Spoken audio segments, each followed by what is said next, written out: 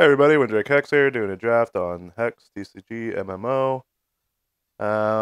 Let's see. Interesting pack here. Obviously we got a little set of Dwarf Robot cards. These are all pretty high picks for that archetype. If any of them wheel, we can take it as a signal. I don't believe pick one, pack one is the time to pick a Dwarf card, unless it's like the drop ship or something like the rare. So I'm thinking between Boulder Toss and Cannon Volley. Queen's Guard is just a little too committal. Pick one, pack one. He's fine. He's been a little underwhelming, even when I do have Tri-Shard. Comfortably can play Tri-Shards. Probably mainly because, unless you get him out on turn one, it is kind of underwhelming. But he's only a one drop, so that's good. But I'm going to pick Cannon Volley. This card's great. It often 2-for-1s your opponent, sometimes 3-for-1s. It can also, that 6 damage can be used to finish. That's a powerful effect. Here is a pretty interesting pick. We don't have any natural follow-ups for Ruby. Now, I really like Tormented Ritualist, and if I can get in the Blood Sack deck, I'll take it. I think it's an excellent deck. It's highly drafted, so it doesn't always happen. Royal Diplomat is quite good if he can have Flight or Swift Strike, or I really like him a lot. Not always amazing. I know having double socketed ability is quite good. So I could easily make a pick there. Rechosaurus again is an excellent card. The double threshold makes it a little rough. If I see that it's open, I'll start gobbling them up. But the rare is missing, so I'm gonna do something a little unusual and take a Tormented Ritualist here over 2 powerful cards. I think it plays better with our Ruby. Ruby Blood is quite strong, and yeah, we don't really get rewarded. So my basic strategy for drafting the first 5 picks is just to pick the best cards, or have the potential to be the best cards, and then see what's open when I start getting signals. The first 3 to 4 packs are really hard to tell because people normally rare draft, so you're not really necessarily getting clean signals. So for instance, Electroid is a card that's great in bots. It plays okay with Cannon Volley. It does negate our Tormented Ritualist. But we're just trying to take the best cards. If I was in Human, it'd be an easy Royal Herald. But we're not really in anything until we get signals. Signals are really important because it's going to affect what kind of deck you're going to be able to make. If you're trying to force a strategy with somebody else, you're going to be competing over resources, and both of you are going to have bad decks. So you essentially want to be in the deck that's open. And some of that comes with knowing the cards and experience and stuff. But 4th pick, Cannon Boulder Toss is quite good. So we're building a strong base, a strong Ruby base, which will go nice whether we go in bots or whether we go Ruby Blood Sack. Those are both fine, viable strategies. I like that at least we're getting 1 decent robot card. Pick 4. So that means that maybe some good stuff will wheel and we can move in 2 and 3. But doesn't look terribly open. But Boulder Toss is an easy pick here. It's the first pickable card in a pinch in my book. Here we're getting some bot signals, a little bit of wild signals, but not really. So the Geode would help us fix if we do end up kind of like some kind of robot-human hybrid. Whereas the Construction Plan's probably the better card in a vacuum, but I don't really like it. It's just a little too slow. I end up cutting it at most of my robot decks. This is natural fixing, but really we're probably a little bit of ramp because you get to get a resource. Well, not really ramp because it goes to your hand first. But anyway, I'm going to take the Geode. It's just kind of the utility pick. It's going to smooth out some of my choices later. So again, this is a fine human 2-drop. We're not really necessarily there. And Sapphires has not looked open at all. There's another wild card, so it looks like maybe Rekosaurus grabbing all wild cards. We'd have a plan and a strategy. But I like our power level right now, whatever direction we go. It looks like it's probably going to be bots. Though we haven't really seen any of the marquee bot cards, so it's not time to get too excited about that. Again, this is a fine bot pick. It's looking like maybe Ruby Wild is open. I don't know. It's tough. I really don't like moving in the wild unless I have a couple Rekosauruses. Because the average power level of the cards is quite low, but synergistically, you can draft for a champion ability. I think maybe I take Murmurs. This card's pretty replaceable in bots, whereas sometimes you just need a Murmurs. Again, Sapphire's not that open. I just think it's one of the better cards in that pack. So it's a pretty late. Well, my bot's pretty good, and it's worth something. But I think if we're gonna go robots, you need at least one recovery specialist. This card's relatively replaceable, a little RNG in whether you actually get an effect from them. Though you do need cheap robots in the robo deck, but if I don't ever see another recovery specialist, I'll be a little sad. Because it is pretty important for cards like this, construction plans, crank rocket. So you get this out relatively early, so you get to transform it into a 5 damage to target troop basic action, and then this guy brings it back. You get to do it twice, and that's pretty hard for any deck to deal with. But you really just need time to implement that. One way robots loses is just getting out rushed. But yeah, bots is coming together somewhat. So maybe we'll just double up on the Murmurs. You never know. That'd be three 6-drop removals and a long grindy game. It's fine ish. I think it's better than hating a card. This card can be quite good when someone gets the threshold requirement, but it's pretty much a mono ruby card or mono wild card.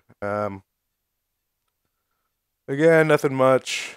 I guess we'll just take a bot just in case we're real desperate for bots. Robots doesn't seem terribly open, but neither does anything else. So it's kind of the lot. It's kind of just where we're at. We don't have like a very average to below average robo start. Yeah, whatever. Versus hate drafting or taking something I can sell for 20 plat. I take the 20 plat. Unless it's something incredible. Yeah, you never know. Daisies can find its way into decks for non-mill decks for various reasons. Kind of like a good sideboard aggro card.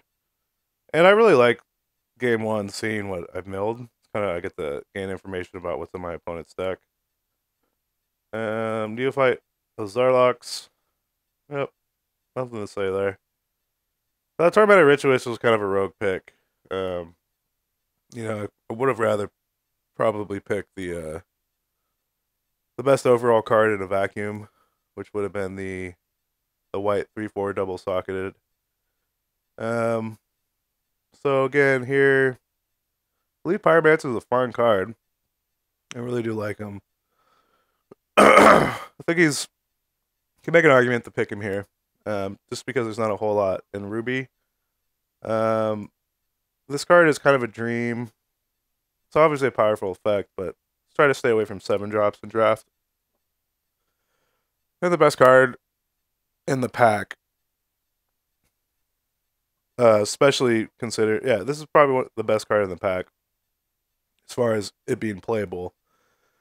Consistently good would be Boulder Toss. Goes right into our deck. Yeah, no complaints.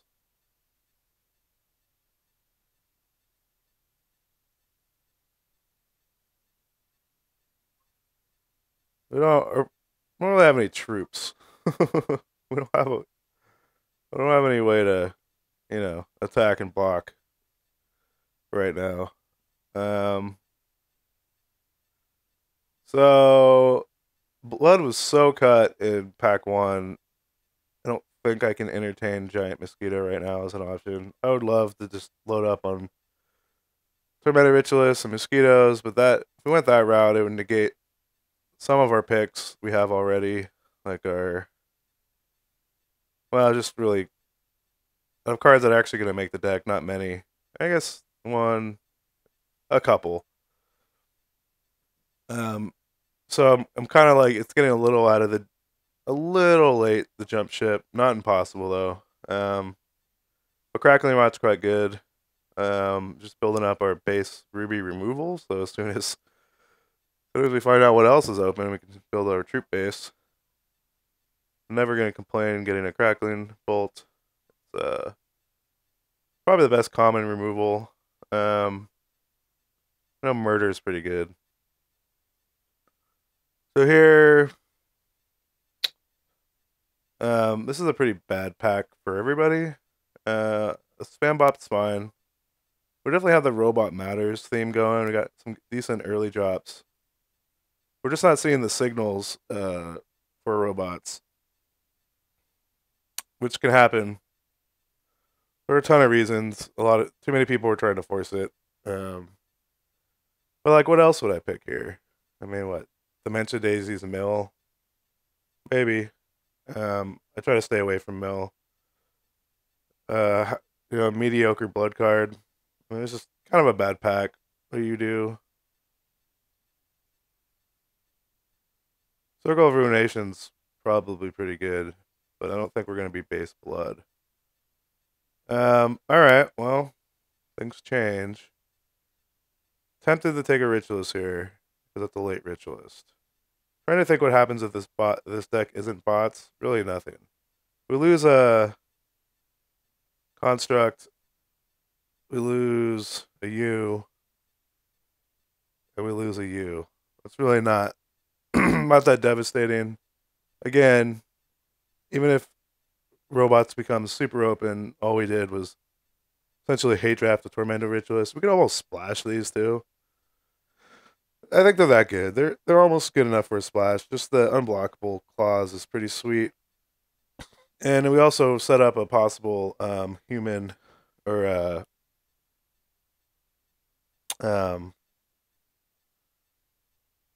I forget what I was gonna say. So anyway, Reactor Bot is probably the pick here. If I knew we were in blood, I'd go Grave Nibbler, but this card is totally playable and fine. I have a lot of aggressive or cheap robots, so we'll see if that's a good thing or not. All these robots make the deck, make most decks. So I don't really feel like we're missing out or wasting a pick. Still not getting great signals. I guess we're gonna play Blood Ruby. There's a signal. Mentor of the Grave's great. Being able to bring something back, or just bringing back Mentor of the Grave, is great. So I'm not gonna complain there. Looks like we're probably gonna play Sack. Maybe. Wish I would have picked up the Mosquito now, but I needed a signal, right? So, there's one. 3 Tormented Ritualists. Pretty powerful. Charge Hulk's good. Not necessarily that great in a sack deck because you don't really need. You don't always want to use your champion ability. So if you have like 9 charges, it's not necessarily better than 6. Heart of Fires. I think worth something. I don't even know. Try to keep on track of that, but there's so many cards. But yeah, Ritualist, pretty clear pick here. Just tripling up on those is the win con. So we could hate a Meek. I don't know if Rallying Banner is going to be any good. I don't even think we're playing any humans. We could pick a card that maybe allows us to splash, like a wild single threshold bomb in pack 3. I'm not sure if that exists, but if it does, we can. I like that a little better than hate drafting, though Rallying Banner can get kind of gross. Yeah, I guess we'll just hate the Rallying Banner. Okay, here's a good sack outlet. We don't our only dark spire right now, but again, wild's kind of middling, and there's a decent wild deck we passed, but I don't think it's necessarily better than what we have. The bummer part is that we had to waste kind of a lot of robot picks. Um,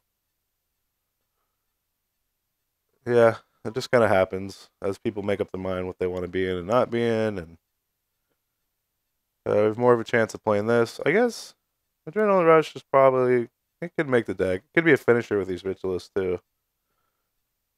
I really just want 20 plat. Alright. That's not good enough for a reason for me, I guess. I normally don't play Adrenaline Rush. It's just too expensive. Doesn't quite make the deck. I'm not a big fan of tricks in limited. Um, so this is a 2/4 for 4. And it has some orc hates built in. Yeah, that's fine. He's a good 2/4 is a nice thing. Make him a 4/6. It can be pretty powerful. If you ever get to get his effect out, that's gravy. Don't know if he's gonna make the deck. We'll see. Start of Savagery. You guys could probably say it's probably time to just build some filler for your troop base. Probably agree with you, but no mosquitoes. We only saw one. To the skies. Not gonna be able to play. May hate it over Rotting Buffalo, but Rotting Buffalo is a 2/3. Where's the sack ability fine? Nah, it's replaceable. I'm still gonna hate. And then we got a mill dude. Probably not gonna play him. I don't know. Mediocre blood. Above average removal. We could get a bunch of murders and just kind of control the board until we make a big thing and win with that. Let's see. Doppel gadget.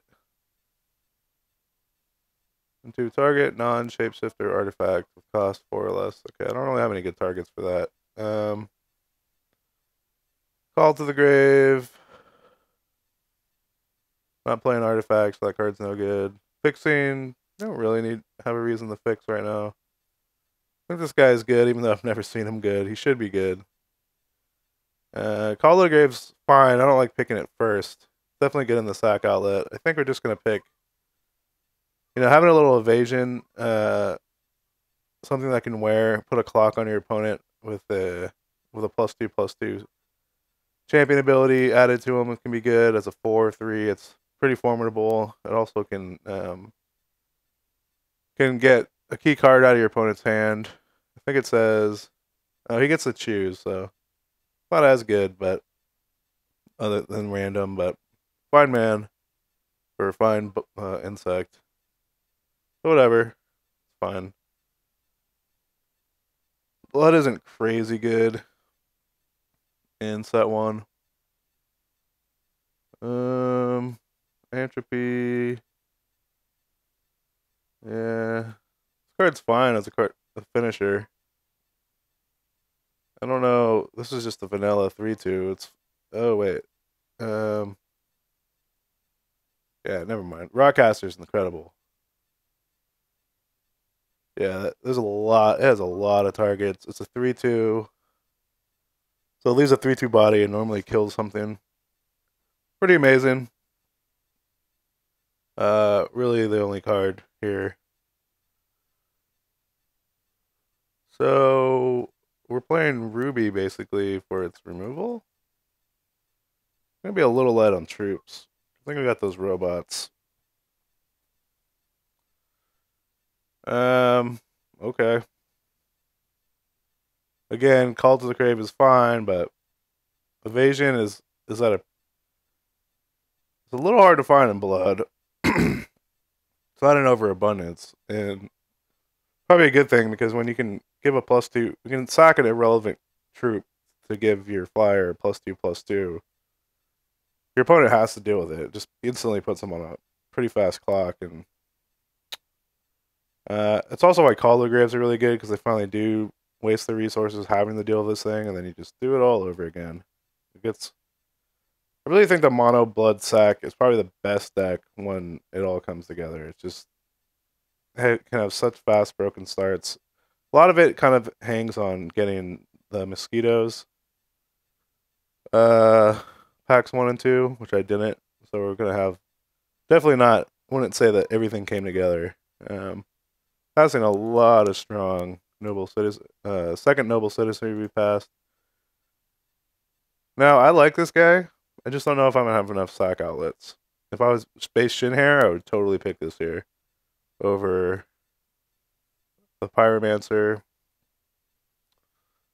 This guy's fine too. He's a decent sack outlet, and we may need that. Whereas this card you never want to sack. Gives you a little fringe benefit. We do have 1, 2, 3, 4, 5 evasive things that this could trigger. Whereas this is just mainly just a good sack outlet. We only have 1 other Darkspire, so I think I talked myself into taking Ruby Pyromancer over it. Though the Darkspire sub-theme in the sack deck can just give you extra value, so it's something to definitely note. So we're not getting totally hooked up. I don't know if one of these are going to wheel. As you can see, we've seen no decent bot cards, except for these. Well, let me read this card first. This turn, when a troop you control deals damage to an opposing champion, that champion chooses and discards a card. A little bit of a win more card, because you're already getting through for damage, and then its claws may not always be relevant. If it was a constant, I'd say it's a little better, but I still might not play it here. I think it's time to get a Call of a Grave. We definitely want 1. Infiltrator bot could totally make the deck. I think it's a great card. It doesn't have any artifact matters cards. It's just unblockable. You know what? I'm going to pick it because I think one of those Call of Graves is going to wheel. I don't want to give that card up. Put a top-end finisher when these guys can't get there. Alright, so now we could probably gobble up. Here's our decision. We either gobble up the Darkspires. We have enough 2s, so that's not enough of a reason. Whereas Wailing Banshees can do work. This is more removal. Though I feel like we're okay on removal. Because we have double Boulder Toss. And a Cannon Volley. And a Crackling Rot. Or Crackling Bolt. Alright, so this is kind of a tough pick. I want to load up my deck on Darkspire. Because I think they're going to wheel the other ones. Yeah. So that's what I'm going to do. Not the best card in the pack. But that was more of a strategic move. Maybe it was bad. So we're going to go ahead and hate this because we have nothing for our deck. I don't think that guy's playable, even though he only costs 1. I guess you could make an argument. Alright. Yeah, he just made an argument. I might play him, just because he's 1. You can do maybe 2 to 4 damage if you get him in your opening hand, and then you could sack him, make something bigger. Not a horrible plan.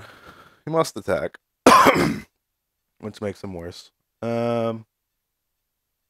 Terrible transfer. Okay, so this card's excellent. 2/4 body wears the champion ability great. It has the possibility of nerfing something in their hand. Now, it's a random card, so it could target a resource, for instance. For that reason, I'm going to take Terrible Transfer, because it's going to do what I want it to do more. We're definitely going to be playing at least 9 Blood Shards, so Terrible Transfers, nice.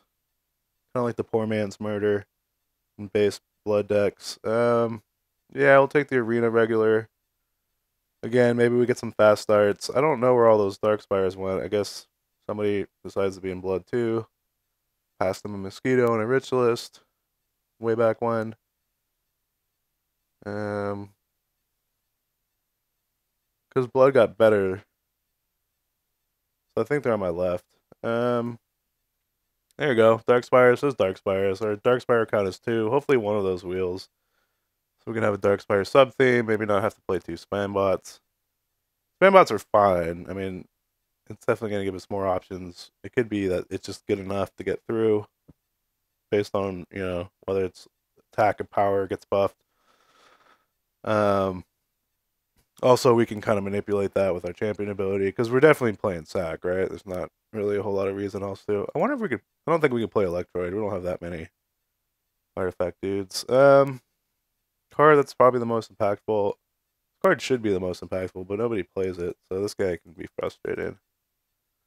Again, I like Headless Executioners because it attacks for 5, but there's one that wheeled. So we're pretty much an aggro deck, aggro sack. We have 3 Tormented Ritualists. I don't know if we're gonna play you. You're just a vanilla dude. Maybe in the sideboard. Crimson Volley is not worth a card.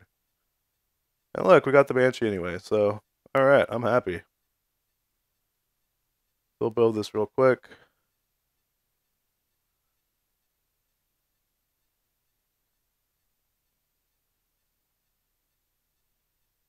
So that was kind of so we wanted to go robots and then saw that it wasn't open and picked what was relatively open. That's kind of what it's all about.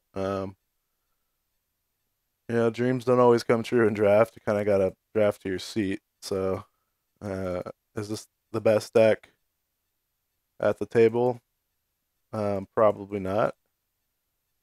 Can it win? Certainly. Do I expect it to win a couple games? Yeah, unless I do something, get really unlucky or make a bunch of mistakes. I think it's good enough. And we thought about our champion ability the whole time, which is really key in when drafting Hex.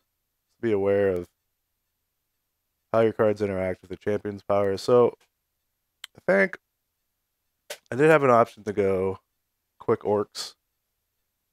Um, uh, Ruby base quick orcs, but I think we're gonna be base wild or base blood, so we're gonna go that route. Um, doesn't mean we're not gonna play something that makes these guys bigger. That's efficient on its own, i.e., Ruby Pyromancer. Always play Crackling Rot. There's another Darkspire. So our Darkspire counts up to 3, and yeah, we're gonna play him 4. Keep the aggressive curve. 3 attack is great. Making it a 5/4. It's pretty good. Definitely playing 2 Corpse Flies or Corpse Flies, 3 Ritualists, 1 Banshee. So again, here's our set of removal, right? We have or set of evasive things. 6 things that are evasive in and of themselves, and then 3 decent sack outlets that can also be aggressive on their own. A way to kind of make things bigger. That's kind of just in there for value. Okay, so we're making stuff big. Now we're going all in. Now our opponent casts a bomb. What do? Well, we boulder toss it, or we use boulder toss to finish the game because we're ahead in the race. They stabilize. This card being able to fight without the thing that you're fighting with take damage is just really incredible. Call the Grave at the top end's fine. Get back our big thing. Now we didn't play Call the Grave, but we have Call the Grave tacked onto a troop, so that's pretty sweet. This card, a little extra removal. It's gonna be able to kill something more often than not. Terrible Transfer. We're gonna play about 8, 9. Now we're probably gonna play 9 to 10. Well, we got double boulder toss. We might have to do 9-8 split, but still, if it's probably on average gonna do 3 damage to something, and we're gonna gain 3 life. The life gain is really important in Blood Sack because you're oftentimes just trading. You're kind of ignoring their stuff and just trying to do as much damage each turn. So your opponent, can kind of exploit that strategy in a numerous numbers of ways. And just being able to gain life just hedges that they can do that less often. So I think this card's going to make the cut because it's evasive. And anytime you're playing the sack deck, if it has evasion, it becomes like just all the better. Okay, Cannon Volley, we got 1. Definitely makes the deck. We're slightly shorter on playables just because we're a little. Oh no, we're not. So we're gonna play a Reactor Bot. I don't know. Do we play 2 spam bots? Maybe we do, just because it's to fill out our deck. Ensure that we have enough aggressive opening hands by just loading up on 2s. I don't really feel like I'm missing out on anything. Now, I think an Arena Brawler would be slightly better than a spam bot in this deck. but I am going to play a spam bot. I can see Adrenaline Rush being more important in an aggro deck, especially just because we just got to do a few more points of damage on something evasive to finish the game. See that card being fine. And they lose us one slot. Go ahead and throw in one spam bot. Welcome to the team. Not really. Just kind of filler. And you know, if spam bots are filler too, you're doing pretty good. I mean, this deck is far from bad. In that we know we drafted to a champion. We know what our game plan is. We built the deck around that game plan. Now, is that game plan going to be great against every matchup? No.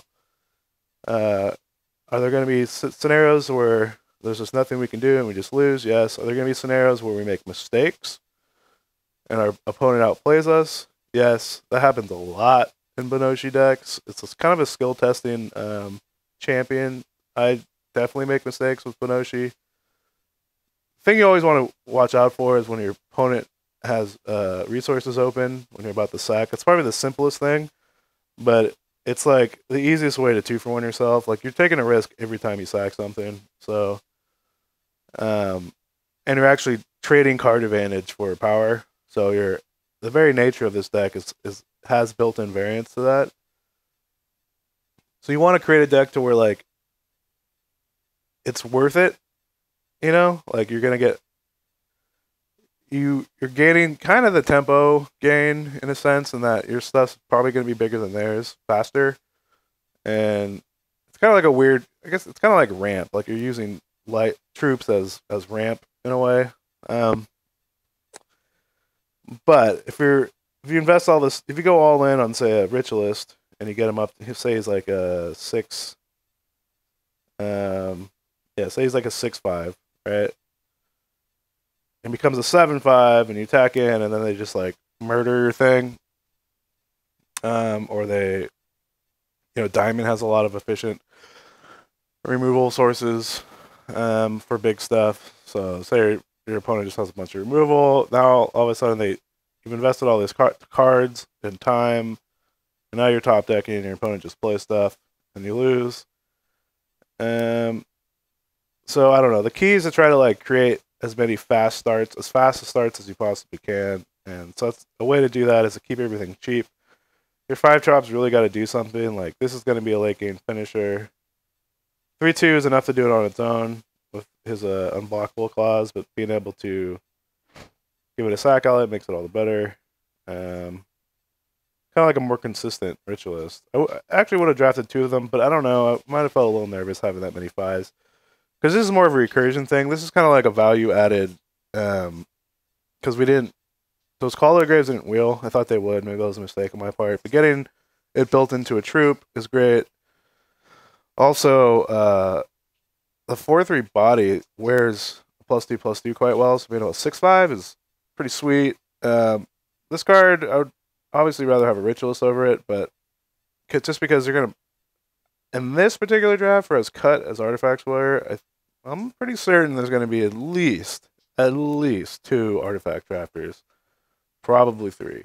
So it's not going to be able to get in all the time. I don't really have anything I want to play over it. It's going to be good more often than not. Maybe. I don't know. But anyway, these are like sack outlets, value. These are all kind of filler to keep our opening hands aggressive and stuff. We already talked about these guys, so now we got to look at our shard base. What are our needs? We really don't have much of a need at all. Well, double boulder toss means we probably need to play 8. So I was going to say maybe I cut Arena Brawler just because I'm not going to have, if I'm playing 5 or 6 rubies, then I don't really want to see this in my opening hand because I'm not going to be able to cast them often. But